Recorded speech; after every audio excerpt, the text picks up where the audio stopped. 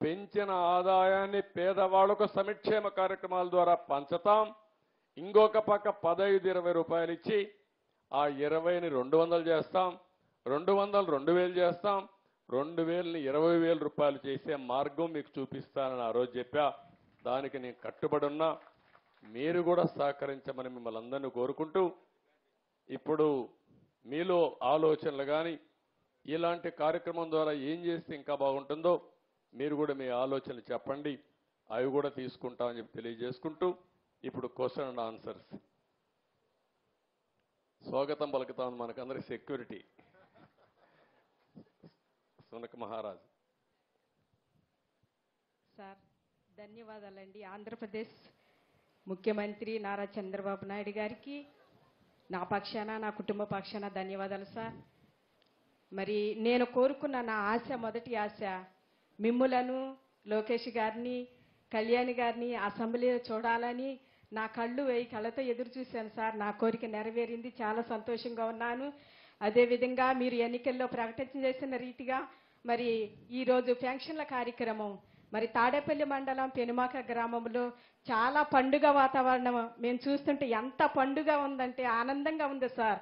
మీరు పెంచినటువంటి పెన్షన్లు గత ప్రభుత్వము మరి మీరు మా బాబు సాధారణ బాబు మరి ఆ పిల్లోడికి సరిగ్గా మైండ్ ఉండదు బాబు. అయితే 2018లో మీరు ఎన్నిక చేశారు సార్. పెన్షన్ బాబుకి 3000. అదే పెన్షన్ని అసలు మరి గడిచిన ప్రభుత్వం రూపాయి కూడా పెంచలేదు, అదే విధంగా ఉంది. అయితే ఇప్పుడు మీరు వచ్చి దానిని 6000 చేశారు. దాన్ని మాకెంతో సంతోషంగా ఉంది సార్. అదేవిధంగా మరి గడిచిన ఏప్రిల్ మరి మే జూన్ నెలలో మరి వితంతులకు మరి వీళ్ళకి వృద్ధులకు మీరు ఇచ్చేటువంటి పెన్షన్ 4000 ప్లస్ నెలకొక 1000 చొప్పున 3000, 7000 రూపాయలు ఇస్తున్నారు. చాలా సంతోషం సార్. మరి మిగతా వాళ్ళకు కూడా మీరు ఎంతగానో సహాయపడుతున్నారు. అంతే మాకు చాలా ధన్యవాదాలు. ఆనందంగా ఉంది. ఏం చెప్పాలి కూడా అర్థం కాని పరిస్థితి. ఎంత దగ్గరగా మిమ్మల్ని చూడటం ఇది మొదటిసారి, నేను మాట్లాడటం కూడా మొదటిసారి. నాకు ఎంత ఆనందంగా ఉందంటే మాటలు కూడా రాని పరిస్థితి. అయితే మరి ఆ సైకో పోవాలి, సైకిల్ రావాలనేటువంటి విధానంలో అప్పుడు అడిగిన రీతిగా అలాగే జరిగింది. సంతోషంగా ఉంది నాకు. మరి మీరు వయసుకి సంబంధం లేకుండా మీరు చేసినటువంటి త్యాగము ఎంతో గొప్పది సార్. మరి మేమైతే ఇళ్లలో ఫ్యాన్ల కింద కూర్చొని మీరు చేసేటువంటి ప్రసంగాలు చూస్తే చాలా ఏడుపు వచ్చేది, బాధ కలిగేది. అదొకటను సార్. నాకు మరి జగను సిద్ధం సభలో చెప్పాడు ఏమనంటే, మరలా మన ప్రభుత్వమే వస్తుంది, మనమే మళ్ళీ గెలుస్తాము, మనకే ఇదంతా. అయితే ఇక్కడ రాజధాని ఉండదు, విశాఖపట్నం మారుతుంది అన్నప్పుడు నేను రోజంతా ఏడ్చాను సార్. విశాఖపట్నం మారిస్తే మా భవిష్యత్తు ఏమవుతుంది? ఇక్కడ మేము కూడా ల్యాండ్ కూలింగ్కి ఇచ్చాం పొలము. మరి మా పిల్లల భవిష్యత్తు ఏమవుతుంది? ఈ రాజధాని తరలిపోతే, అమరావతి రాజధానిగా లేకపోతే ఏమవుతాం మేమంతా అని నేను ఏడ్చాను సార్. అదేవిధంగా ప్రతిదినము మీకు వరకు మరి అధికారుల కొరకు మీ కొరకు నేను ప్రార్థన చేస్తూ ఉంటాను. మీకు మంచి ఆరోగ్యం ఇవ్వాలని దేవుడు, మీరు బాగుండాలి, మంచి పరిపాలన కావాలని ఆశిస్తున్నాను సార్. అదే విధంగా మరి గత ప్రభుత్వం చేసినటువంటి విధానములో ఆరోగ్యశ్రీ పథకం కూడా మరి సరిగ్గా కొనసాగలేదు. ఇదిగో ఇక్కడ ఈ అధికారి దగ్గరికి వెళితే ఏం చెబుతున్నారంటే, మీకు చక్కగానే ఉంటుంది పొమ్మ చూసుకుంటారని చెబుతున్నారు. కానీ అక్కడికి వెళ్తే సరిగ్గా పని చేయట్లేదు, మీకు ఆరోగ్యశ్రీ అందట్లేదు, ఇది చెల్లదు అని చెబుతున్నారు. అలాంటి పరిస్థితిలో అసలు చాలా బాధపడేటువంటి విధానములో గడిచిన ప్రభుత్వము మేము అనుభవించినటువంటి కష్టాలు, బాధలు మాట్లాడుతుంటే ఎక్కడ చూసినా గొడవలు, తగాదులు. ఏది మాట్లాడాలన్నా ఇరుగు పొరుగు వారితో మాట్లాడాలన్నా ఆ ప్రభుత్వం వారు చూసి చూడనట్టు మాట్లాడతాం, తగాదులు, గొడవలు సార్. అయినా కూడా సర్దుకుపోయి మీరు రావాలని సంతోషంతో, మీరు రావాలని ఆనందంతో కోరుకున్నాము. అదే రీతిగా మీరు వచ్చారు సార్. చాలా ఆనందము. నా పేరు పద్మ సార్, నెమలకంటి. మా బాబు రాజేష్. నువ్వేం చేస్తావమ్మా? నేను హౌస్ వైఫ్ నే సార్. ఇంట్లో ఎవరు ఉంటారమ్మా? బాబు, పెద్ద బాబు, నేను, మా హస్బెండ్ సార్, నలుగురు ఉంటాము. మీ పెద్ద బాబు ఏం చేస్తాడు? నువ్వేం చేస్తావు బాబు? డిగ్రీ కంప్లీట్ అయింది సార్. ఏం చేస్తున్నావు ఇప్పుడు? ప్రస్తుతానికి ఖాళీగానే ఉంది. ఏదో ఒకటి చేయాలి కదా. నేను ఒకటే, ఎవరు ఖాళీగా ఉన్నామనే మాట చెప్పకూడదు. మీరు ఎత్తుక్కోవాలి. అవసరమైతే అందుకే స్కిల్ డెవలప్మెంట్ కూడా మీకు పోవద్దయా, పంపించేస్తారా, చిన్నగా జరుపుకోమంటున్నావు. నేనేమి ఆయన ఇచ్చేయడం లేదు. నేనేమంటున్నానంటే నీ శ్రేయోభిలాషిగా మీ కుటుంబం పెద్దగా చెప్తున్నా, రాష్ట్రమే నా కుటుంబం అనుకుంటున్నా, కాబట్టి మీ కుటుంబ పెద్దగా చెప్తున్నా, మీరందరూ కూడా ప్రయోజకులు కావాలి. చాలా అవకాశాలు ఉంటాయి ఇక్కడ. నువ్వు బాగా, ఇప్పుడు తమ్ముడు బాగలేడు, ఓకే, నేను 6,000 రూపాయలు ఇస్తున్నాను, మీ అమ్మా నాన్న ఉన్నారు, నువ్వు లైఫ్లో సెటిల్ అయ్యి కనీసం అమ్మా నాన్నను చూసుకునే పరిస్థితిలో ఉండాలి. అది నువ్వు చేయాలి. ఏముందమ్మా మీకు ఆస్తి ఏమైనా ఉందా? మైకేమా? మా అత్తగారు మా మామగారు అప్పుడు పేదరికంలో వాళ్ళు కష్టపడి ఉద్యోగం చేసి వర్క్ షాపులో సంపాదించినటువంటి పొలము ఒక 55-60 సెంటు పొలం ఉంది సార్ ఇక్కడే. దానినే ల్యాండ్ కూలింగ్కి ఇచ్చాము. ఇప్పుడు మేమందరం కష్టపడే పని చేసుకుంటాం. మాకు ఎలక్ట్రికల్ సామాన్ తయారవుతాయి సార్. మేము కంపెనీ ఉంది ఇక్కడే పెనమాకులోనే. మా హస్బెండ్ అదే పని కొనసాగించుకుంటాం. అంటే కంపెనీలో పని చేస్తారా? కంపెనీ ఉందమ్మా? కంపెనీ ఉంది సార్, పని చేసుకుంటానే ఉంటాము. ఏ పని చేస్తారు మా దాంట్లో? ఎలక్ట్రికల్ సామాన్ తయారవుతాయి సార్. కరెంటు బాక్సులు తయారవుతాయి. కరెంటు బాక్సులు పెట్టి వైరింగ్ లాగుతాం కదా దాంట్లో నుంచి, అది మ్యానుఫ్యాక్చరింగ్. బాబు ఎందుకు పని చేయడు అక్కడ? బాబు కూడా చేస్తాడు ఖాళీగా ఉన్నప్పుడు. బాబు మొన్నటి వరకు పేటీఎం లో చిన్న జాబ్ చేసుకున్నాడు.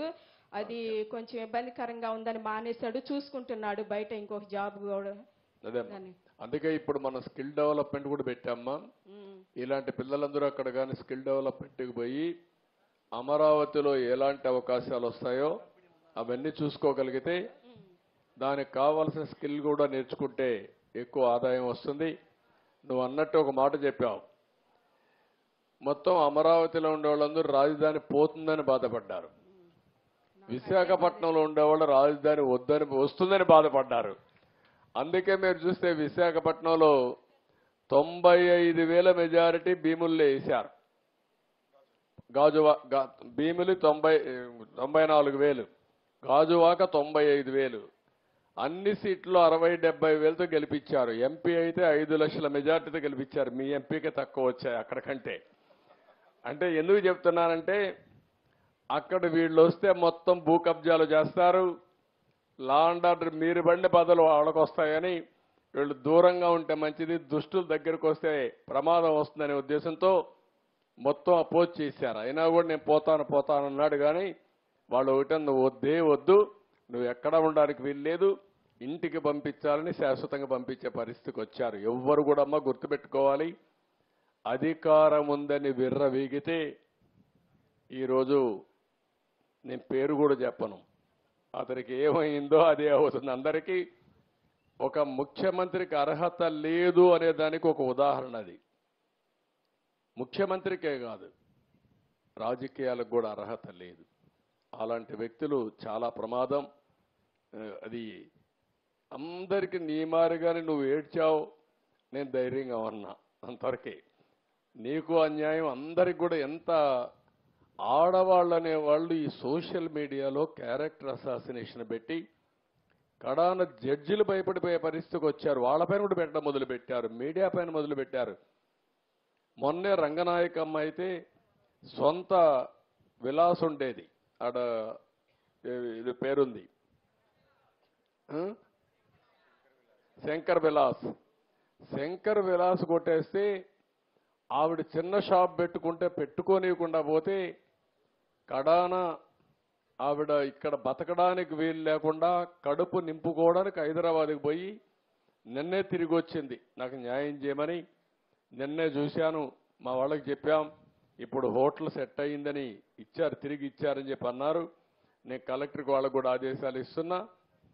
ఎవరైతే పోయిన ప్రభుత్వంలో కావాలని మోసం చేసి కబ్జాలు చేసి నష్టం చేశారో వాళ్ళందరి దగ్గర తిరిగి ఇప్పించాల్సిన బాధ్యత ప్రభుత్వం పైన ఉంది.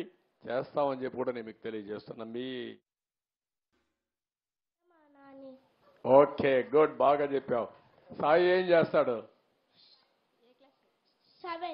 7th class. నీకంటే పెద్దోడు. వాడు బాగా చదువుతాడు, నువ్వు బాగా చదువుతావా? సాయి, నువ్వు మంచోడా వాడు మంచోడా? అక్కడ స్వార్థం వచ్చిందండి నీలో. ఎవరు చెప్పాలి? అమ్మ చెప్పాలి, అవునా కాదా? అమ్మని చెప్పాను, ఏం చెప్తుందా? ఎవరు మంచోళ్ళమ్మా? Sai com sir. ఆ. నేను కొంచెం ఫాస్ట్. అదేమ్మా, ఇద్దరు మంచోళ్ళు అంటావు నువ్వు. తల్లి తల్లి ఎప్పుడు ఒక కొడుకు సైడ్ తీసుకోదు, ఇద్దరిని నచ్చ చెప్తాది. గుడ్, ఓకే అమ్మా. సార్ నమస్కారం సార్, నా పేరు కృష్ణప్రియ. సార్ మీరు ఎప్పుడు సంక్షోభంలో అవకాశాలు ఎత్తుక్కోవాలి అంటారు. మొన్న శ్వేతపత్రం రిలీజ్ చేశారు కదా సార్, దాంట్లో ఎప్పుడు పోలవరం కంప్లీట్ అయ్యిద్ది అంటే మీరు చెప్పలేదు కదా సార్. నా తల్లి నువ్వు చాలా తెలివి ఎక్కువ అయిపోయింది మీకు అందరికీ. ఇప్పుడు పోలవరం వచ్చింది ఇష్యూ ఏంటంటే అమ్మా, అక్కడ డయాఫామ్ వాల్ ఒకటి ఉంటుంది. మీకు అందరికీ రాష్ట్రంలో ఉండే అందరికీ అర్థం కావాలి. పోలవరంలో నదిలో ప్రాజెక్ట్ వస్తుంది, ఎక్కడైనా సరే నదికి అడ్డంగా కడతాం. పోలవరం నదిని తిప్పి ప్రాజెక్టు కడుతున్నాం. ఈ నీళ్లు పక్కకు తీసుకొచ్చి అక్కడ ఎర్త్ కమ్ డ్యామ్ అంటే ఒక పెద్ద డ్యామ్ కడతాం. పోలవరంలో ఏంటంటే కిందన పొరలన్నీ ఇసుక పొరలు ఉన్నాయి, నీళ్లన్నీ వెళ్ళిపోతాయి. అవి అరెస్ట్ చేయాలి. అది అరెస్ట్ చేయాలంటే ఒక స్పెషల్ టెక్నాలజీతో 95 మీటర్ల వరకు ఒక కట్టడం కట్టాలి. ఒక స్పెషల్ టెక్నాలజీతో ఒక పెద్ద కట్టడం కడతాం. దానికి జర్మనీ కంపెనీ వచ్చి మొత్తం వేశారు, దాన్ని డయాఫామ్ వాల్ అంటారు. అది నేనేం చేశానంటే, పోలవరంలో 6 నెలలే పనులు అవుతాయి. జూలై నుంచి వర్షాలు వస్తాయి, డిసెంబర్ వరకు వరదలు ఉంటాయి. డిసెంబర్లో ప్రారంభిస్తే మళ్ళీ మేకంతా పూర్తి చేయాలి. జూన్లో మళ్ళీ వర్షాలు పడే పరిస్థితి వస్తుంది. 6 నెలలే వర్కింగ్ సీజన్. నేను కష్టపడి 2 సీజన్లో ఆ డయాఫామ్ వాల్ పూర్తి చేశాను, చాలా ఇబ్బందులు పడి. తర్వాత స్పిల్వే కట్టాం, అవన్నీ పూర్తయినాయి. ఈ పని చేయాలంటే ఎర్త్ కమ్ డ్యామ్ కట్టాలంటే పక్కన 2 వాల్స్ కట్టాలి, అవి కాఫర్ డ్యాములు అంటారు. దానికి కూడా నీళ్లని రాకుండా కొంతవరకు డ్రౌటింగ్ చేయాలి. డ్రౌటింగ్ కూడా చేసి అక్కడి నుంచి కట్టుకొని రావాలి. కరెక్ట్గా నేను అధికారంలో ఓడిపోయింది మేలో ఓడిపోయాం. మే జూన్ వరకు కానీ పనిచేసి ఉంటే డయాఫామ్ వాల్స్ అన్ని పూర్తి చేసేసి ఉంటే నీళ్లు అక్కడికి వచ్చేటి కాదు. ఒక చిన్న గ్యాప్ ఉంటే కాంట్రాక్టర్ని మార్చారు, ఆఫీసర్లు మార్చారు, వర్షాలు వచ్చాయి, 2 ఏళ్లు పట్టించుకోవాలి. నీళ్లన్నీ వచ్చి డయాఫామ్ వాల్ కింద నుండేదంతా సుడులు తిరిగి, ఎందుకంటే అవి పెద్ద ఎత్తున 20 లక్షలు 30 లక్షల క్యూసిక్స్ ఆఫ్ వాటర్ వస్తుంది.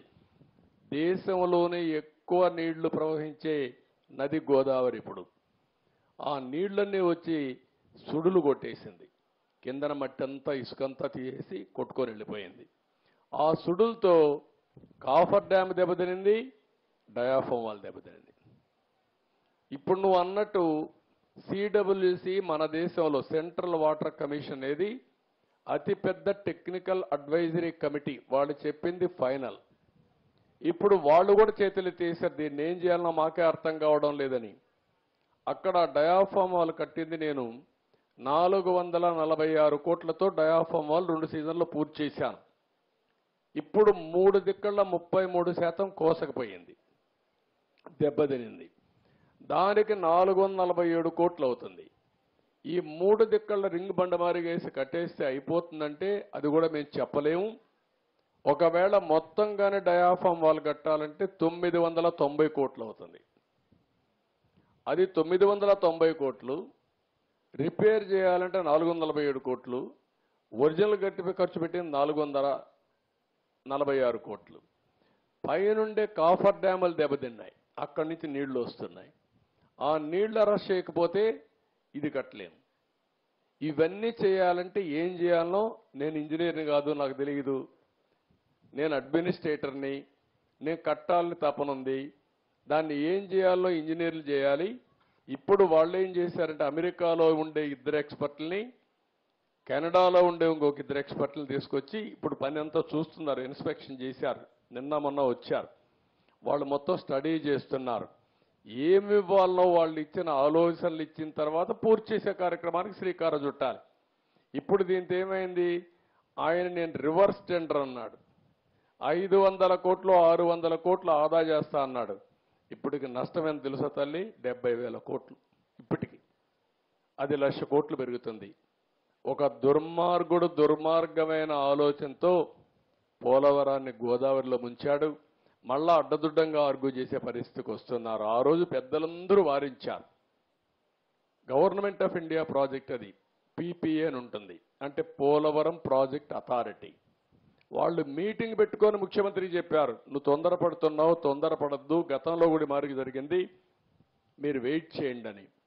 గవర్నమెంట్ ఆఫ్ ఇండియా నుంచి సెక్రటరీ చైర్మన్ దానికి ఆయన ఒక లెటర్ రాశాడు, తొందరపడద్దండి, 2 రోజులు వెయిట్ చేయండి, మేము రిక్వెస్ట్ చేస్తున్నాం మిమ్మల్ని, తొందరపడి మీరు నిర్ణయం తీసుకుంటే రేపు పాత కాంట్రాక్టర్ కొత్త కాంట్రాక్టర్ ఇద్దరి మధ్యలో ప్రాజెక్టు మునిగిపోతే ఎవరిని అడగా తెలియదు, ఎవరికి జవాబుదారితనం తెలియదని చెప్పినా వినకుండా ఇష్టానుసారంగా చేసే పరిస్థితికి వచ్చాడు. ఇది టెక్నికల్ సబ్జెక్ట్ అయినా ప్రజలు అర్థం చేసుకోవాల్సిన అవసరం ఉంది. ఈరోజు మీ అమరావతి ఉంది, ఎందుకు మానేశాడమ్మా చెప్పండి మీరు?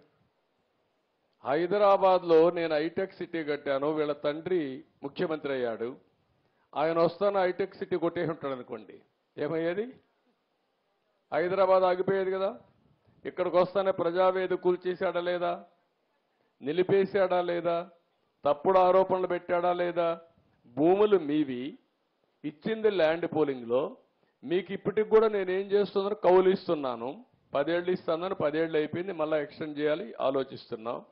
అలాంటిది అవినీతి జరిగిపోయింది, నాకు ఇల్లు కూడా లేదు కట్టుకోవడానికి, ఇంటి జాగా కూడా లేదు, ఇప్పుడు ఎత్తుక్కుంటున్నా, నేనేదో భూ కబ్జా చేశాను కేసు పెట్టి. ఎప్పుడు కూడా పిచ్చి కుక్క మంచి కుక్కను కూడా పిచ్చి కుక్క అంటే మీరేం చేస్తారు? అది మంచి కుక్క పిచ్చి కుక్క తెలియదు, మనిషికి ఒక రాయేసి ముందు చంపేస్తారు దాన్ని. అదే మారే చేశాడు అమరావతిని, అవునా కాదా? ఇదే జరిగింది. రాజధాని నా పేరే కాదు, వాడికి మీ అందరి మీద కోపం ఉందంతే. పిచ్చోడికి ఎందుకు కోపం ఉంటుందో ఎవడికి తెలియదు అంతే. అది రాకూడదు. ఆ రోజు రాజశేఖర్ రెడ్డి నాకు పేరు వస్తాను కూడా కట్టకూడదు కదా, ఔటర్ రింగ్ రోడ్ కట్టకూడదు కదా, ఎయిర్పోర్ట్ కట్టకూడదు, అన్నీ చేశాడు. 2-3 ప్రాజెక్టులు నిలిపేశాడు. ఒకటి ఆ రోజు ఆయన చేసిన పని, మెట్రో కావాలని మార్చి నేను గవర్నమెంట్లో చేయాలని చెప్తే కాదు ప్రైవేట్కి ఇస్తానని సత్యంకి ఇచ్చి సత్యాన్ని ముంచేశాడు. పాపం సత్యం జైలుకు పోయే పరిస్థితికి వచ్చాడు రామలింగరాజు. అదొకటి చేశాడు. రెండోది, నేను ఆ రోజు ఫార్ములా 1 ఒకటి తీసుకొస్తే దాన్ని కూడా వద్దు, కార్ రేసింగ్ ఏంటి, నేను అనుకున్నట్టు ఫ్యూచర్కి పిల్లలంతా కూడా ఎక్కడెక్కడికో వెళ్తారు, ఇక్కడ ఉండాలని అది పెడితే దాన్ని తీసేశాడు. మూడోది, ఇంకొక ప్రాజెక్ట్ ఏదో ఉంటే ఒక 2-3 ప్రాజెక్టులు తప్ప అక్కడ అన్ని హైటెక్ సిటీ, వ్యాన్పిక్ సిటీ అన్నీ చేశాడు. దానివల్ల హైదరాబాద్ బాగా అభివృద్ధి అయింది. తర్వాత వచ్చిన ముఖ్యమంత్రులు రోసయ్య, కిరణ్ కుమార్ రెడ్డి, తర్వాత వచ్చినటువంటి కేసీఆర్, ఇప్పుడు రేవంత్ రెడ్డి గారు, అందరూ దాన్ని బాగా చూసుకున్నారు. ఎప్పుడు కూడా ఒక దుర్మార్గుడు వస్తే ఇట్లే ఉంటాయమ్మా, గుర్తుపెట్టుకోవాలి మీరు. అది మీరే కంప్లీట్ చేయగలరు సార్, అమరావతి అయినా పోలవరం అయినా సరే. మీరందరూ కూడా అమ్మా, రాష్ట్రంలో ఉండే 5 కోట్ల మంది ప్రతిరోజు ఒక్కసారి మీకోసం దేవుణ్ణి ప్రార్థించండి, ఈ ప్రభుత్వం కోసం కూడా దేవుణ్ణి ప్రార్థించండి. ఇవన్నీ పూర్తి కావాలని పూర్తి అవుతాయి, చేస్తాం. లోకేష్ గారిని చూస్తుంటే ఇవాళ మాకు బాగా సంతోషంగా ఉంది సార్. ఇంకా బాగా పని చేయించుకోండి అమ్మా మీరు. 5 years నుంచి ఎప్పుడు వచ్చినా ఎంత సంతోషంగా అందరినీ యువతను పెట్టానమ్మా ఈసారి. ఇతను కూడా శ్రీనివాస్ అని ఇప్పుడు మంత్రి, first time MLA, first time minister. వాళ్ళ తాత ఎంపీగా పనిచేశాడు, వాళ్ళ బాబా ఎమ్మెల్యేగా పనిచేశాడు. అందుకే ఆయన్ని ఈరోజు బాగా చదువుకున్నాడు. చదువుకున్న కుర్రాడిని తీసుకొచ్చి సీట్ ఇచ్చి ఇప్పుడు మళ్ళా మంత్రి చేశాను. కాబట్టి ఇలాంటి యువకులను పెట్టాను, ఎందుకంటే మీకు మంచి పనులు చేయాలని. వాళ్ళు ప్రూవ్ చేసుకునే బాధ్యత వాళ్ళకుంది, ప్రూవ్ చేసుకోకపోతే ప్రూవ్ చేయించే బాధ్యత కూడా నాకుంది, వదిలిపెట్టను ఎవరిని. నెక్స్ట్ ఏదమ్మా చెప్దాం. సార్, నా పేరు నాగరాజు నాయక్ సార్. ముందుగా నమస్కారం సార్. చెప్పా. మేము ఇక్కడ తండావాసులు సార్, 200 కుటుంబాలు ఉన్నాయి సార్ మాకు. ఇక్కడ తండావాసులు సార్. ఎంతమ్మా? ఇక్కడ తండావాసులు సార్ మేము, 200 కుటుంబాలు ఉన్నాయి. మా మొదటి సమస్య శ్మశాన వాటికి సార్. రెండో సమస్య కమ్యూనిటీ హాల్ సార్. మూడో సమస్య మీరు వచ్చినప్పుడు ఈ కొండ ప్రాంతం వాసులకు పట్టాలు ఇస్తామన్నారు సార్. నాలుగో సమస్య వచ్చరికి సీసీ రోడ్లు. ఐదో సమస్య వచ్చి వాటర్ సమస్య సార్. ఈ కొంచెం మాకు దృష్టిలో పెట్టుకొని చేయండి సార్. ఓకే అమ్మా, మాట్లాడదాం. తర్వాత ఇంకా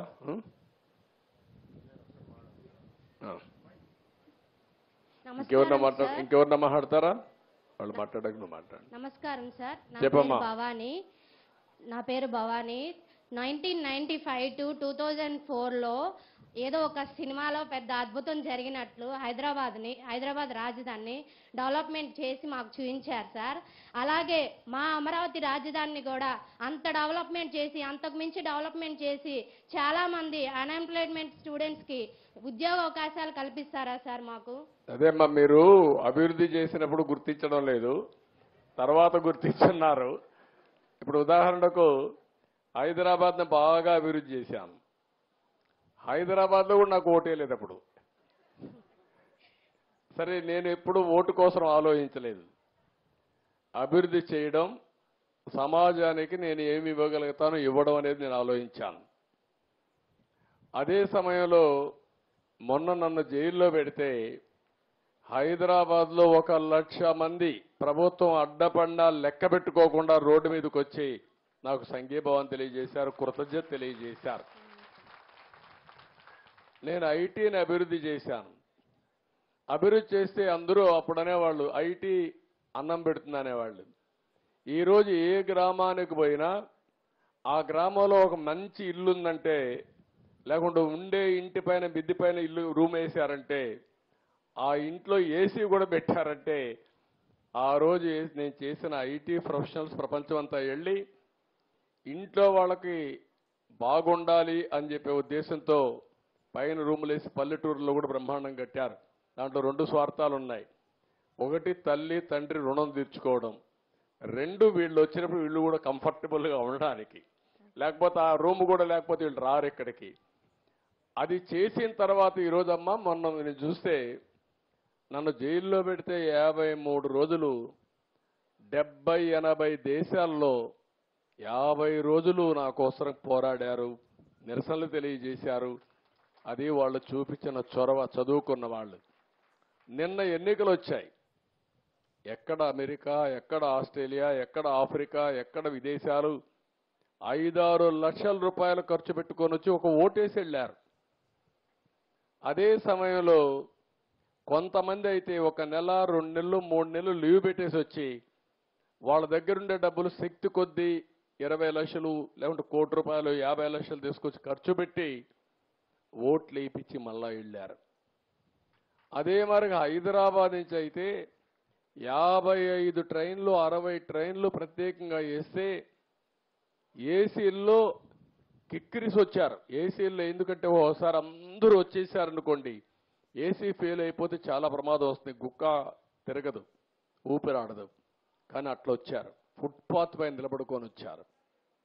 కూలి పని చేసుకునే వాళ్ళు హైదరాబాద్ నుంచి నేరుగా వచ్చి వాళ్లే ఫుడ్ కూడా ఒక క్యారియర్ తెచ్చుకొని ఓటేసి మళ్ళా తిరిగి అక్కడికి వెళ్ళారు. అవి చూసిన తర్వాత నా జన్మ సార్థకత అయిందనే ఆనందం నాకుంది, తృప్తి నాకుంది. అది ప్రజలు చూపించిన అభిమానం. దానివల్లనే మొన్న ఎన్నికల్లో అంత పెద్ద ఎత్తున మీరు ఓట్లు వేస్తే ఇక్కడికే నేను వచ్చాననుకుంటాను, పక్కన ఓటు వేయడానికి 7 గంటలకి ఉండవల్లికి వచ్చాను. 7 గంటలకి 7 గంటలకు వస్తే నా జీవితంలో ఎప్పుడు చూడలేదు. ఊర్లో వాళ్ళందరూ ఓటుకు వచ్చేసారు, ఫస్ట్ అవర్లో వచ్చారు, మధ్యాహ్నం వరకు ఉండి ఓటేసాడు. ఈ ఉత్సాహం ఎప్పుడు ఉండి మీరు మమ్మల్ని నడిపిస్తే ఈ రాష్ట్రాన్ని ఎక్కడికి తీసుకుపోవాలో అక్కడ తీసుకుపోయే శక్తి మాకు వస్తుందని చెప్పి కూడా నేను మీకు తెలియజేస్తున్నా.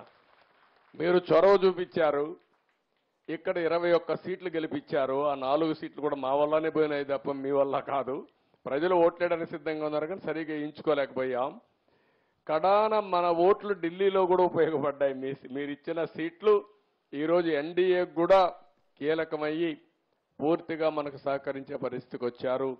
తెలుగు ప్రజలు ఇచ్చినటువంటి సహకారం ఢిల్లీలో మన పరపతిని పెంచే పరిస్థితికి వచ్చింది. I'm very happy. దానికి కూడా మీ అందరిని అభినందిస్తున్నా. నేను ఎప్పుడు కూడా తొందరపడను. మీరిచ్చిన గౌరవాన్ని మీకోసం ఉపయోగించడం తప్ప నా స్వార్థం కోసం కాదు. ఎప్పుడు నేను ఆ పని చేయను. మీరెప్పుడు కూడా ఇదే ఉత్సాహంతో ఊరూరు ఆలోచించాలి. కులం కాదు, మతం కాదు, ప్రాంతం కాదు, బంధుత్వం కాదు. సమర్థవంతమైన పాలన, ప్రజాపాలన, మీకు సేవకులుగా ఉండే వ్యక్తులు మీరు ఆలోచించాలి. సమర్థవంతంగా పనిచేసే వ్యక్తులు మీరు ఆలోచించాలి. నేను అడుగుతున్న, ఎప్పుడన్నా 5 ఏళ్ళు ఈ మాదిరిగా ఫ్రీగా కూర్చొని ఎప్పుడన్నా ఎక్కడన్నా మాట్లాడింది మీరు చూశారా? పేపర్లో, టీవీల్లో చూశారా? మరి ఏంటి? కాదు, 5 ఏళ్లలో ఒక్క రోజు కూడా ఇలాంటి పనులు చేయలేకపోయారంటే మనం ఆలోచించుకోవాలి కదా, సంథింగ్ రాంగ్ కదా. కాదు మీరు చూడడం కాదు, నువ్వు చూడడానికి ఉండాలి కదా. ఎక్కడన్నా ఉంటే నువ్వు పోయానో చూసి వస్తావు, ఇక్కడికి రాకపోయినా. ఆ కమ్మోళ్ళు కూడా పనిచేయడంలా అక్కడ ఉంటాయి కదా, మరుగుదొడ్లు ఉంటాయి కదా, అవి కూడా పనిచేయడంలా. మంత్రులు పోలేదు, ముఖ్యమంత్రులు పోలేదు, ఎవడా పక్కకు పోలేదు. చాలా భయంకరమైన వాతావరణం. థ్యాంక్ యూ తల్లి, నీ అబ్జర్వేషన్ థ్యాంక్ యూ. మళ్ళా ఇప్పటి నుంచి నేను అప్పటికప్పుడు బాధ్యత మీకు రెఫర్ చేస్తూ ఉంటా. అదే కానీ 2004లో తెలుగుదేశం పార్టీ గెలుచుంటే హైదరాబాద్లో కూడా ఆంధ్రప్రదేశ్ రాష్ట్రం ఎక్కడికో వెళ్ళేది. 2019లో మళ్ళా గెలుచుంటే ఎక్కడికో తీసుకుపోయేవాళ్ళం. ఇప్పటికి గ్యాప్ వచ్చేది కాదు. ఆ గ్యాప్ వచ్చింది, పర్వాలేదు. కనీసం నేను అనుకున్నా, ఈసారి ఓటేయకపోతే ఈ రాష్ట్రం ఏమైపోతుందని బాధపడ్డా, తపన పడ్డా, నా కోసం కాదు. కానీ విజ్ఞతతో ప్రజలందరూ ముందుకొచ్చారు, సమయస్ఫూర్తి చూపించారు. ఇది మామూలు విజయం కాదు. ఢిల్లీకి పోతే కూడా ఆంధ్రప్రదేశ్లో మీకు ఎట్లా వచ్చారో మాకే తెలియదనే పరిస్థితికి వచ్చారు. దానికి మనస్ఫూర్తిగా మీ అందరినీ, 5 కోట్ల ప్రజల్ని మనస్ఫూర్తిగా అభినందిస్తున్నా, ధన్యవాదాలు తెలియజేసుకుంటున్నా, కృతజ్ఞతలు తెలియజేసుకుంటున్నా. ఎప్పుడు కూడా సర్వదా మీకు కృతజ్ఞుడిగా ఉంటా. మైక్ ఒకసారి. విజయవాడ ఓకే. ఈరోజు గ్రామసభ పెనుమాకే కన్ఫైన్ చేశారు. చెప్పమ్మా. సార్ నమస్కారం. సార్ లోకేష్ అన్నకు కూడా నమస్కారం. లోకేష్ అన్న, 2019లో లోకేష్ అన్న ఓడిపోయినప్పటికీ మేము అది ఛాలెంజ్గా తీసుకొని అత్యధిక మెజార్టీ అందించాలని గట్టి ప్రతిజ్ఞ చేసి మెజార్టీతో గెలిపించుకున్నాం సార్. మీరు కష్టపడ్డారా? ప్రజలు ఓట్లు వేశారమ్మా? ప్రజలు ఓట్లు వేశారు, మేము కష్టపడ్డాం. రెండున్నా? సరే, ఓకే అమ్మా. అలాగే మరి మంగళగిరి ఈ కాన్స్టిట్యూన్సీ గెలుపులో కార్యకర్తల యొక్క కృషి ఎంత పర్సంటేజ్ ఉంది? నాయకుడు కృషి ఎంత పర్సంటేజ్ ఉంది? మీ ప్రజల అభిమానం ఎంతవరకు ఉంది? ప్రజాదరణ ఉంది సార్. మా కష్టం కూడా ఉంది. ఎందుకంటే గత వైసీపీ ప్రభుత్వం మమ్మల్ని చాలా ఇబ్బందులు పెట్టింది. దానికి అదరకుండా బెదరకుండా చంద్రబాబు నాయుడు గారు నేను అనే మాట కోసం, లోకేష్ నేను అనే మాట కోసం మేము పనిచేసాం సార్. Okay, good. అలాగే మరి మంగళగిరి కాన్స్టిట్యున్సీని కూడా ఎక్కువ అభివృద్ధి చేస్తారని ఆశిస్తున్నాం సార్. ఓకే అమ్మా, థ్యాంక్ యూ అమ్మా. చేద్దాం. ఓకే, ఒక్క సెకండ్ ఆ అమ్మాయి కంటే మైక్ ఇచ్చేసి లాస్ట్ ఆవిడ లేచింది. సార్ 2016లో మాకు ఇక్కడ టిట్కోలో హౌసెస్ వచ్చినాయి సార్. డబుల్ బెడ్రూమ్ వాళ్ళకి డబుల్ బెడ్రూమ్, సింగిల్ బెడ్రూమ్ వాళ్ళకి సింగిల్ బెడ్రూమ్ సార్. అయితే మా దురదృష్టం ఈ కొత్త గవర్నమెంట్ వచ్చిన తర్వాత అసలు వాటిని పట్టించుకోలేదు సార్. 90% వర్క్ అంతా పూర్తయిపోయింది. కేవలం వాటికి రంగులేసి మాకు ఇచ్చేశారు సార్. మెయిన్ అక్కడ వాటర్ ప్రాబ్లము, పాములు సార్. చిన్నపిల్లలతో చాలా ఇబ్బందులు పడుతున్నారు. 400 ఫ్యామిలీస్ వచ్చి 200 ఫ్యామిలీస్ ఖాళీలు చేసి వెళ్ళిపోయారు సార్ అక్కడ ఉండలేక. కేవలం వాటర్ ప్రాబ్లం. మీ హయాంలో వాటర్ లైన్లు కూడా శాంక్షన్ అయినాయి సార్, రోడ్లు శాంక్షన్ అయినాయి. ఎక్కడమ్మా ఇవి? Penumaka TIDCO houses sir. పెనుమాకలో ఎన్ని ఉన్నాయి మొత్తం? ఇక్కడ 600 ఉన్నాయి సార్, 630 ఉన్నాయి సార్. అయితే వెళ్ళిపోతున్నారు సార్. ఇప్పుడు ఇంకా మీరు వచ్చారు, మళ్ళీ మేము ఇక్కడ ఉండాలని ధైర్యంగా నిలబడ్డాం సార్. దయచేసి అప్పుడు ఇచ్చిన వాళ్ళకు ఉన్నాయా మార్చేశారమ్మా? మార్చలేదు సార్, ఉన్నాయి. ఒక 20 ఫ్యామిలీస్ కి మాత్రం రిజిస్ట్రేషన్స్ చేయట్లేదు సార్. ఎందుకు అని అడిగితే వీళ్ళు ఒక స్పృహ కూడా లేకుండా, అంటే మనం ఈ తప్పు చేస్తే వీళ్ళు ఇబ్బంది పడతారన్న స్పృహ కూడా లేకుండా ఎలా పడితే అలా రిజిస్ట్రేషన్ చేసేసి మగవాళ్ళ పేరు మీద ఉన్నాయి, ఆడవాళ్ల పేరు మీదకి మార్చి లోన్లు ఏమో వాళ్ళ పేరు మీద ఉన్నాయి, ఇళ్ళు మీ పేరు మీద ఉన్నాయి అని వాళ్ళు చేసిన మిస్టేక్ కి మమ్మల్ని అసలు ఎలా తిప్పుతున్నారంటే సార్, నా భర్త హ్యాండిక్యాప్డ్ సార్, నా 2 బిడ్డలు చిన్నపిల్లలు గవర్నమెంట్ స్కూల్లో చదువుకుంటున్నారు. మమ్మల్ని ఎలా తిప్పుతున్నారంటే మాకు ఏడుపు ఒకటే తక్కువ సార్, ఉన్నామనే కానీ ముద్ద దిగట్లేదు సార్ మా గొంతుల్లో. డబ్బులు కట్టి నెల నెల ఈఎంఐలు కట్టుకుంటా బ్యాంకు వాళ్ళు మమ్మల్ని ఒత్తిళ్లు చేస్తున్నారు. ఎందుకు అని అడుగుతుంటే ఏంటి ఎక్కువ మాట్లాడుతున్నావు, మా ఇష్టం వచ్చినప్పుడు చేస్తాం, మాకు సైట్లు రావట్లేదు, సైట్లు వచ్చినప్పుడు మేము చేస్తాం. మొన్న లోకేష్ బాబు గారి దగ్గర కూడా నేను ప్రజా దర్బార్లో చెప్పొచ్చాను సార్ ఈ మాట. దయచేసి మాకు main water problem sir, please మాకు మాత్రం కొంచెం ముందు ఆ వాటర్ ఇస్తే చేద్దామా? Thank you sir. చేపిస్తాను, థ్యాంక్ యూ. నోట్ చేసుకున్నామా? చేపిస్తాం.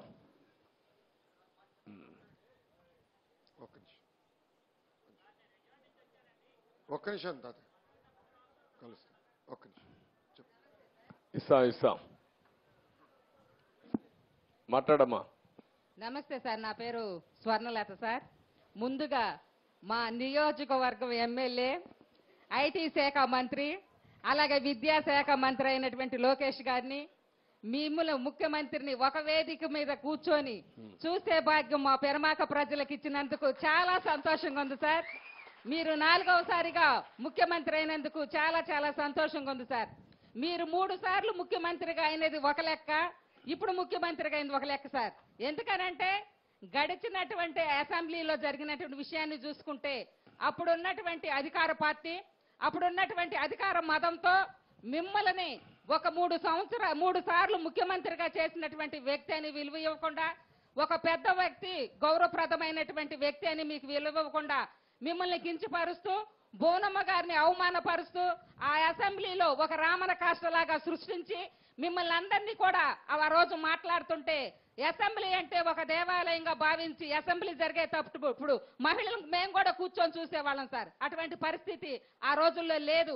ఆ రోజు మీరు ఒక శబ్దం చేశారు సార్, ఇటువంటి రామనగర్లకు ఉన్నటువంటి ఈ యొక్క దాంట్లో నేను ఉండను, మళ్ళీ గౌరవ సభకు నేను వస్తానని చెప్పేసి మీరు వచ్చారు సార్. అది చూసినప్పుడు మాకు చాలా బాధ కలిగింది. మేమందరం కూడా తాడాపల్లి మహిళలందరం కూడా ఒక శబ్దం తీసుకున్నాం సార్, పసుపు శబ్దం అని. మిమ్మల్ని మీరు ఎలాగైతే ఆ గౌరవ సభకు గౌరవంగా వెళ్తారన్నారో అదే రీతిగా గౌరవంగా ముఖ్యమంత్రి స్థానంలో మిమ్మల్ని పంపించాలని మేము శబ్దం కొట్టాం. అదే విధంగా ఇప్పుడు ఎలక్షన్లో ఊహించని రీతిగా ఎంతో అత్యధిక మెజార్టీనిచ్చి ప్రజలు మిమ్మల్ని ముఖ్యమంత్రి స్థానంలో నుంచోబెట్టినందుకు మాకు చాలా సంతోషంగా ఉంది సార్. ఇంకొక విషయం సార్, మా ఎస్సీ మహిళ అయినటువంటి వంగల్పూడి అనిత గారికి హోమ్ మినిస్టర్ ఇచ్చారు, చాలా సంతోషం. గత ప్రభుత్వం కూడా ఇచ్చింది సార్ హోమ్ మినిస్టర్, కానీ ఆమె సీటుకే పరిమితమైంది, మహిళలకు ఏం చేసింది లేదు, మహిళల రక్షణ గురించి పట్టించుకున్నది లేదు. అయితే హోమ్ మినిస్టర్ పదవి ఇచ్చి మీరు ఆమెకు పగ్గాలు కూడా ఇచ్చారు సార్. ఆమె మాట్లాడుతుంటే మాలోంచి బూస్ బంప్స్ బయటకు వస్తా ఉంటాయండి, అట్లా మాట్లాడుతూ ఉంటారు. అయితే మీరే హోమ్ మినిస్టర్ అని ఫీల్ అవుతున్నారా? అవుతాం సార్, అవుతాం. ప్రతి మహిళ హోమ్ మినిస్టర్ గారే పనిచేశాను సార్ మేము. ఇంకొక విషయం సార్, మొన్న రీసెంట్ గా బాపట్లలో ఒక మహిళపై అత్యాచారం జరిగింది. మన వాళ్ళు 48 గంటల్లోనే వాళ్ళని పట్టుకోవటం జరిగింది సార్. అప్పుడు భువనమ్మ గారు ఒక మాట చెప్పారు, రాష్ట్రంలో ఉన్నటువంటి ప్రతి మహిళలకు కూడా ఎవరికి కూడా ఇబ్బంది కలగటానికి వీల్లేదు, మీకు అండగా మేము ఉంటామని చెప్పారు సార్. గడిచిన ప్రభుత్వంలో మహిళలు ఎన్నో ఇబ్బందులు పడ్డారు. మా తాడాపల్లి పక్కనున్నటువంటి తాడాపల్లిలో కూడా ఒక ఇన్సిడెంట్ జరిగింది సార్. కానీ మీ యొక్క ప్రభుత్వంలో మా మహిళకు అటువంటి మంచి రక్షణ మీరు కలిగిస్తారని భరోసా ఇస్తారని ఆశిస్తున్నాను సార్. మంగళగిరి నియోజకవర్గం పెనుమాక పెన్షన్ పంపిణీ కార్యక్రమంలో నారా లోకేష్ మాట్లాడుతున్నారు. ప్రత్యక్ష ప్రసారం ద్వారా చూద్దాం. ఉంటారు వచ్చే 5 సంవత్సరాల్లో అన్ని శాఖ మంత్రులతో మేము చర్చిస్తాం. ఇక్కడున్న సమస్యలన్నీ పరిష్కరించే మార్గాన్ని మేము ఎత్తుక్కుంటాం సార్. దానికి మీ ఆశీస్సులు ఉండాలని ఈ సభాముఖం మిమ్మల్ని కోరుకుంటూ, నాకు అవకాశం ఇచ్చిన మంగళగిరి ప్రజలందరికీ పేరు పేరున నా హృదయపూర్వక నమస్కారాలు తెలుపుకుంటూ నేను సెలవు తీసుకుంటాను.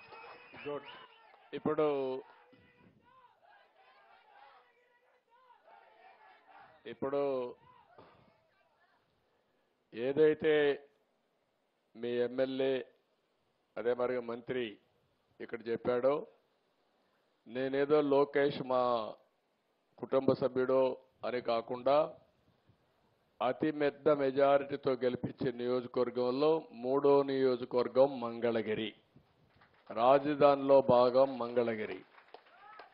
ఈ ప్రాంతంలో ఒకవేళ కానీ మీరు తక్కువ మెజారిటీ గెలిపించుంటే నేను కూడా పెద్దగా పట్టించుకునేవాడిని కాదు, కానీ అతను ఎవరైనా నాకు ఒకటే. మెరిట్ కాడ మాత్రం నేను మాత్రం చాలా స్పష్టంగా ఉంటా. ఈ నియోజకవర్గం రుణం తీర్చుకోవాల్సిన బాధ్యత ఎన్డీఏ ప్రభుత్వానికి, తెలుగుదేశానికి ఉంది. తప్పకుండా ఏం చేయాలనో చేయడానికి ముందుకు పోతామని చెప్పి నేను మీకు తెలియజేస్తున్నా. మీరు సిస్టమేటిక్గా వర్క్లన్నీ ఐడెంటిఫై చేయండి. సమస్యలు 2 రకాలుగా ఉంటాయి. ఒకటి financial, 2 non financial. Non financial ఉండేటివన్నీ ఇక్కడే కలెక్టర్ ఉంది, స్పష్టమైన ఆదేశాలు ఇస్తున్నా. అడ్మినిస్ట్రేషన్ అంతా స్ట్రీమ్లైన్ చేసి వార్ ఫుటింగ్లో వీలైనంత తొందరలో సమస్యలు పరిష్కారం చేయాల్సిందిగా ఆదేశాలు ఇస్తున్నా. She will get it done. ఏదైనా నా క్లియరెన్స్ కావాలంటే వస్తాయి తప్ప ఇక్కడవన్నీ ఆవిడ క్లియర్ చేస్తుంది. రెండోది ఫైనాన్షియల్గా కూడా ఒక పద్ధతి ప్రకారం మొత్తం తీసుకోండి. ఈ 5 సంవత్సరాల్లో ఎప్పుడూ జరగని అభివృద్ధి ఈ మంగళగిరిలో చేసే బాధ్యత మాది, రాజధానిలో చేసే బాధ్యత మాది. ఎందుకంటే ఒక రాజధానిని ఆదర్శంగా చేయాలంటే అందరి సహకారం ఉంటే తప్ప సాధ్యం కాదు. రెండో విషయం కూడా ఒకటే కోరుతున్నా, ఈ రాజధాని ప్రాంతంలో ఉండే ప్రతి ఒక్క రైతును కానీ ప్రజలు కానీ కోరుతున్నా, ఏదైనా రోడ్డు వేయాలంటే అడ్డపడడం, కోర్టుకు పోవడం కూడా కరెక్ట్ కాదు. మీకు ఏదైనా ఇబ్బంది ఉంటే చెప్పండి. నేను ఎప్పుడు కూడా నా జీవితంలో గుర్తుపెట్టుకోవాల్సింది, ఒక హైదరాబాద్ ఎయిర్పోర్ట్ కట్టినా, ఒక సైబరాబాద్ కట్టినా, ఒక ఔటర్ రింగ్ రోడ్ వేసినా, ఒక పోలవరం కట్టినా, ఒక ఇరిగేషన్ ప్రాజెక్ట్ కట్టినా, అక్కడుండే రైతులు కూడా ఎవరైతే భూమి ఇస్తారో వాళ్ళు కూడా ఆనందంగా పెట్టి, అంటే లిబరల్గా కాంపన్సేషన్ ఇచ్చి ఆ ప్రాజెక్టుని పూర్తి చేసిన ఘనత తెలుగుదేశం ప్రభుత్వానికి గతంలో. ఇప్పుడు కూడా దానికి కట్టుబడి ఉన్నాం. నేను ఎప్పుడూ ఒక మాట చెప్పేవాడిని, ఒక ప్రాజెక్ట్ వస్తే ఆ ప్రాజెక్టు వల్ల బెనిఫిట్ అయిన లబ్ధిదారులు ఎంత ఆనందపడతారో, ఆ ప్రాజెక్టులో ముంపుకు గురైన వాళ్ళు కానీ లేకుంటే ఆ ప్రాజెక్టు కోసం భూమి ఇచ్చిన వాళ్ళు కానీ అంతే ఆనందంగా ఉండాలని నా కోరిక. ఇక్కడ కూడా అదే చేస్తాను. అల్టిమేట్గా ఇప్పుడు ఏవైతే పనులు చెప్పారో పెనుమాక, మంగళగిరి మొత్తం order of priority me MLA తయారు చేసుకుంటారు, మీరు తయారు చేసుకుంటారు. అవన్నీ కూడా క్లియర్ చేసే బాధ్యత ప్రభుత్వం తీసుకుంటుందని చెప్పి నేను మీకు తెలియజేసుకుంటూ మరొక్కసారి ఒక చరిత్రకు శ్రీకారం చుట్టాం. నేను ఒక మాట చెప్పాను, ఈరోజు మనం ఇచ్చే పింఛను మొట్టమొదటిసారిగా 3,000 నుంచి 4,000 పెంచాం. దివ్యాంగులకు 3,000 నుంచి 6,000 పెంచాం. ఎవరైనా బెడ్ రిడన్ అయితే, బెడ్కి పరిమితమైతే వాళ్లకు సదుపాయాలు చేయాలి, వాళ్లకు సేవలు అందించాలి, మళ్ళా కుటుంబాన్ని ఆదుకోవాలి. కాబట్టి 5,000 నుంచి 15,000 పెంచాం. దగ్గర 66,31,000 మందికి పింఛన్లు ఇస్తున్నాం.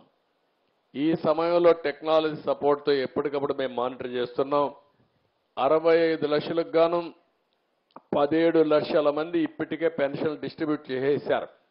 అంటే దగ్గర 26% డిస్ట్రిబ్యూషన్ అయిపోయినాయి, 1/4 అయిపోయినాయి. మధ్యాహ్నాలకు సాయంత్రానికి మొత్తం డిస్ట్రిబ్యూట్ చేసే పరిస్థితికి వస్తారు. అలాంటి కార్యక్రమం మీరు చూస్తే 33,000 దగ్గర మనం ఇచ్చిన కార్యక్రమంలో 33,100 కోట్ల రూపాయలు సంవత్సరానికి ఖర్చు పెడుతున్నాం.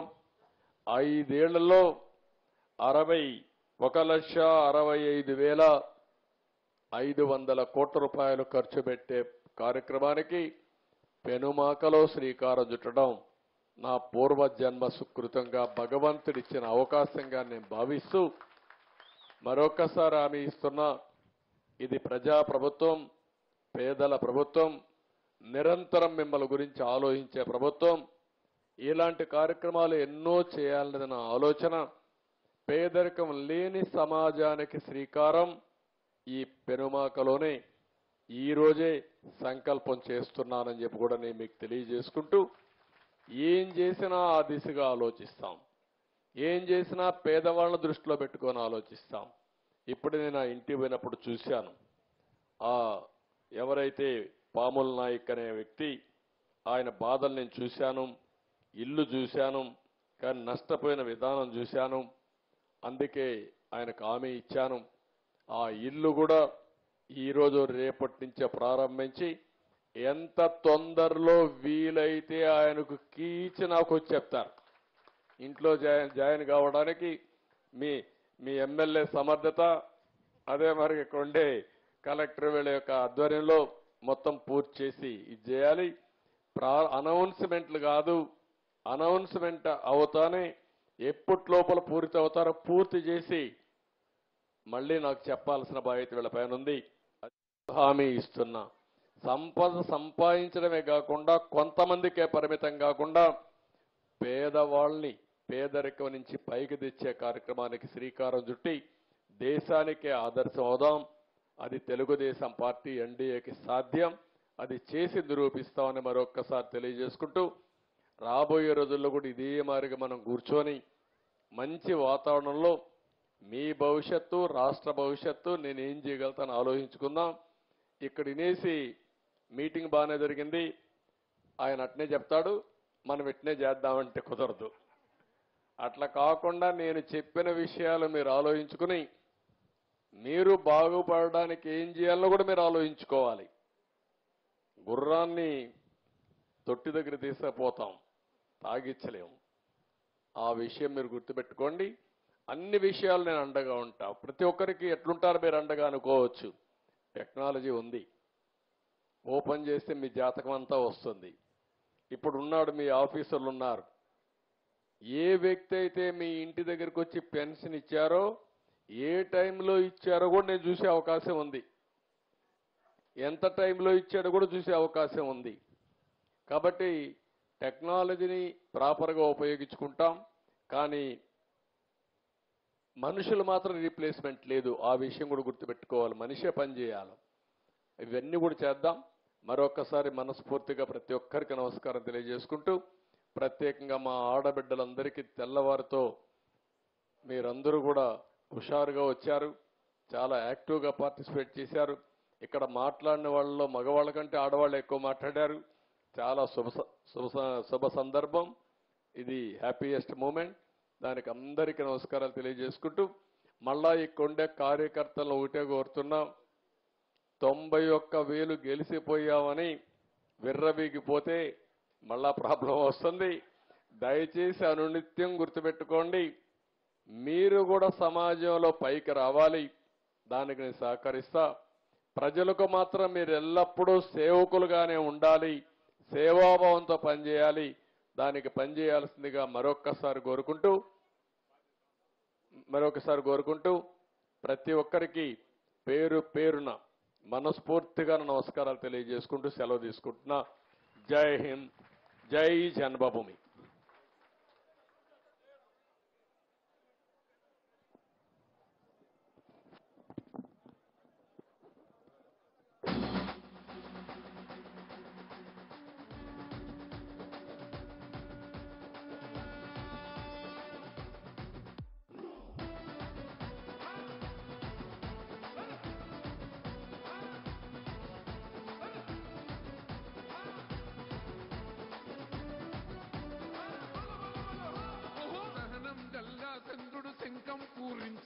రాముని